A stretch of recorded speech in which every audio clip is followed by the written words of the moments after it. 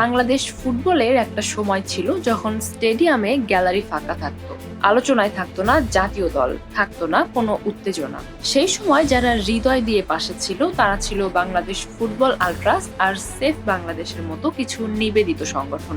তারা স্বপ্ন দেখতো, ঘাম ঝরাতো, ভালোবাসা দিত।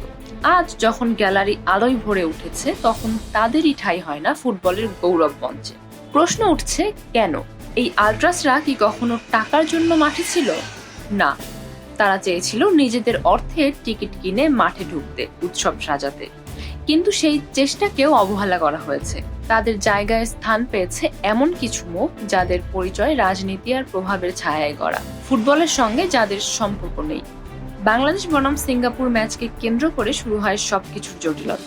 আল্ট্রাস জানিয়েছিল তারা ৩,০০০ টিকিট কিনবে নিজেদের অর্থে, ইভেন্ট সফল করতে।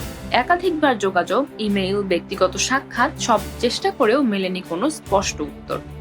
প্রেসিডেন্ট তাবিত আওয়াল পর্যন্ত দেখা করেছেন আল্ট্রাস প্রতিনিধি দলের সঙ্গে, আশ্বাসও দিয়েছেন। বলা হয়েছিল ৩১শে মে জানিয়ে দেওয়া হবে সিদ্ধান্ত।